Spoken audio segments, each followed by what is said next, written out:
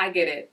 It's another year and you are still as busy as you were last year, if not busier. You have the job, you have the business, you have the children, you have the family, you have the family drama, you have the socializing, you're trying to eat healthy and get abs by the summertime. It almost seems impossible to fit some time in there for you, right?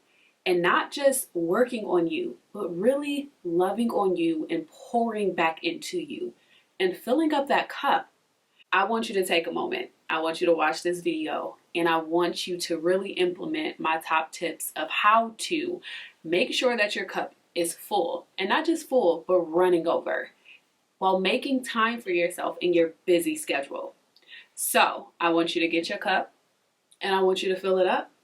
And I want you to take some time. Welcome back to another video. If you haven't yet subscribed already, I want you to hit that subscribe button, and then I want you to turn the notification bell on so you are reminded every time that I make a new post.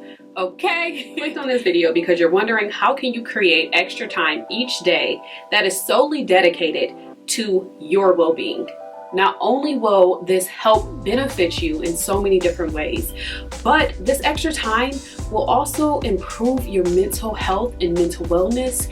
It will help you reach your goals a little bit faster. It will give you clarity. It will reduce stress, and it improves the quality of your life. Now, who doesn't want that? So here are my top tips of how to not only make time for yourself in your busy schedule, but also to help make sure that your cup is not only full, but runneth over. That brings me to tip number 1, accept imperfection. Hold up, wait, because I know how you guys like to tussle. And by the way, I have a question, and don't fight me because I know how you girls like to tussle. I know how tricky this can be, especially when you like control. But when you learn that things don't always have to be perfect, and when you are trying to make time for yourself, it requires you to accept that things will not always be perfect and things won't always work out the way that you initially planned them to. I always say, if you want to make God laugh, tell him your plans. Okay, so this requires you to accept the things that you cannot get done. So you need to learn how to delegate, and you need to know when to walk away.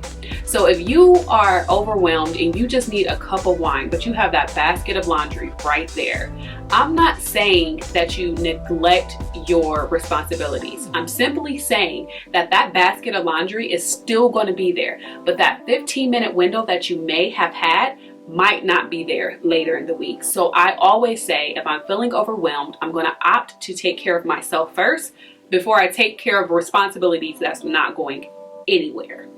So that's the first one. Accept imperfection. So number 2, schedule you time. Just like you schedule your hair appointment, your nail appointment, your waxes, your friend time, your relationship time, your schedule is filled with all your kids' obligations. You also need to schedule time for you. Put you into your schedule. So if you have a doctor's appointment, you are not going to ignore it. You need that same attitude when it comes to you. You're not going to ignore what you put on those books. Treating yourself as an afterthought will lead to burnout. I don't want that for you. You should be your main and first priority. And yes, before those kids. You can't take care of them if you are not taking care of you. So schedule you time in. That's number 2. Number 3, find something to do with the time that you just scheduled for yourself. So whether that's 30 minutes, an hour, 2 hours, 3 hours, whatever you need, make sure that you have a plan for what you are going to do with yourself. So maybe that's reading a chapter, or going on a walk, or painting your nails, or taking a hot bath to just decompress, meditating, whatever it is. Make sure that you have a plan for what you are going to do with your time. That is so important.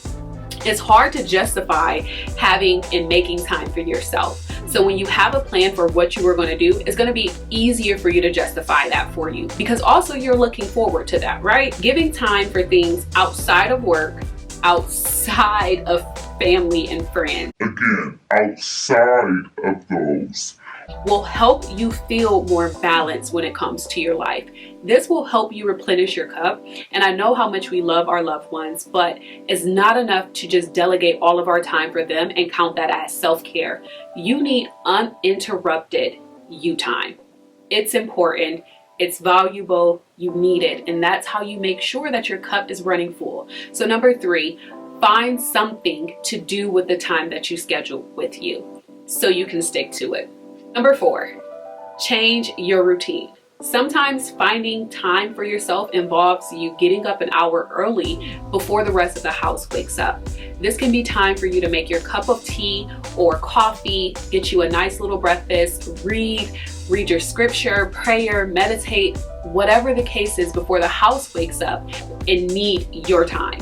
So you are giving yourself time before the rest. Another way to kind of make sure that you are getting some time is practicing saying no. Saying no to any obligations or any events that will not replenish you. So if you know that going out or talking to a certain person or hanging around a certain group is not going to replenish you, learn to say no.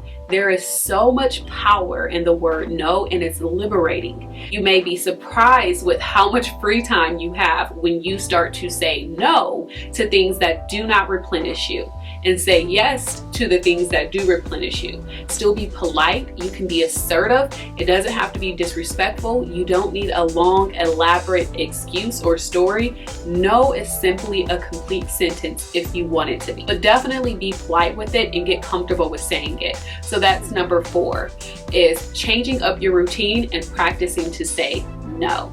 Number 5, take a break from technology. How long or how many hours are we scrolling a day? This little finger or this little finger going up and up and up, when that can be time that you can have for you. Now, if your job requires you to be on a computer or being involved in that, that's one thing. But if you notice that you are consuming a lot of technology, when you are scheduling time with yourself, try to not schedule that around any technology. Try to take a step back from technology and fill that with something that is going to not only replenish you, but help you learn. My job requires me to be on my computer and on my phone quite a bit. So one thing that I love to do is schedule time with myself, schedule time with God, and schedule much needed silence. I get burnt out and my cup empties really fast when I am talking too much. That I've learned to do is to do a prayer silence fast. So this requires me to be silent for an hour in the morning time and silent an hour before bed. It gives me time to not only think about different things that I'm going through, but it also allows me to sit with God and sit with my thoughts. Sometimes the easiest way to refill your cup is with silence, prayer, and reconnecting with God. So let's recap. 5 simple ways to make sure that your cup is full while making time for you in your busy schedule. Number 1, accept imperfection. Number 2, schedule you time. And number 3, plan something to do with that time that you schedule with yourself. Number 4 is to change up your routine and get comfortable with saying no to anything that doesn't replenish you. Number 5 is taking a break from technology, especially if you are overdoing it. I get it. Putting others first seems extremely natural, and there's no denying our responsibilities, but also taking care of our loved ones. But just like that old saying, you cannot pour from an empty cup. You have to make sure that your cup is full, and not only full, but running over. And that overflow is what other people in your life get to experience. The fullness is for you. The overflow is for others. So you have to take care of you. And not only does taking care of you help in the long haul, but taking care of you is really the secret to a long, successful, happy, and peaceful life. So I hope that this video was extremely helpful for you. If you are currently doing any of the tips below, let me know. And if you plan to start doing any of the tips, which ones resonated with you the most? That is all for today. So now go grab your cup I want you to fill it up until it runneth over. And it's time to get a little selfish, baby.